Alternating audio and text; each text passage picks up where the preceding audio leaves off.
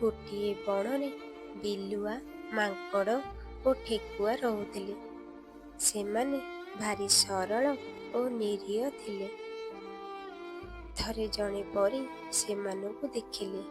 ତିନି ଜଣଙ୍କ ଭିତରେ କିଏ ସବୁଠାରୁ ଭଲ ତାହା ପରୀକ୍ଷା କରିବାକୁ ଭାବିଲେ।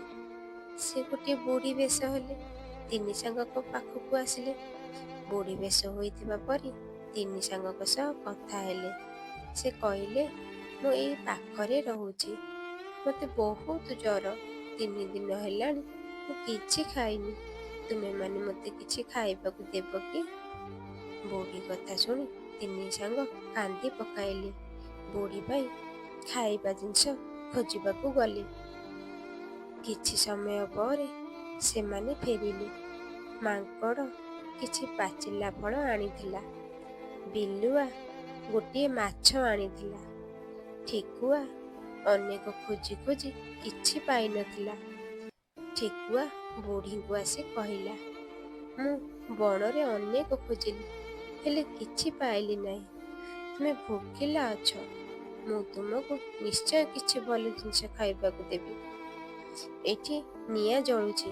ମୁଁ ଏହା ଭିତରକୁ ଡେଇଁ ପଡ଼ୁଛି। ମୁଁ ସିଝିଗଲେ ତୁମେ ମୋତେ ଖାଇବ। ଠେକୁଆ ମାଂସ ତୁମକୁ ବହୁତ ଭଲ ଲାଗିବ। ଏହା କହି ଠେକୁଆ ନିଆଁ ଭିତରକୁ ଡେଇଁବାକୁ ବାହାରିଲା। ପରୀ ନିଜ ରୂପ ଧରିଲେ। ତିନି ସାଙ୍ଗଙ୍କୁ କହିଲେ, ତୁମେ ତିନି ଜଣ ବହୁତ ଭଲ, କିନ୍ତୁ ଠେକୁଆ ସବୁଠାରୁ ଭଲ।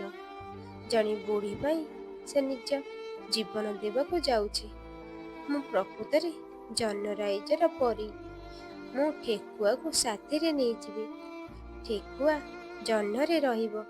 ତାକୁ ଦେଖି ସମସ୍ତେ ତାପରି ଭଲ, ସରଳ ଓ ନିରୀହ ହେବାକୁ ଚେଷ୍ଟା କରିବେ। ପର ଉପକାର କରିବା ବି ଶିଖିବେ। ଏହା କହି ପରୀ ଠେକୁଆକୁ ସାଥିରେ ନେଇଗଲେ।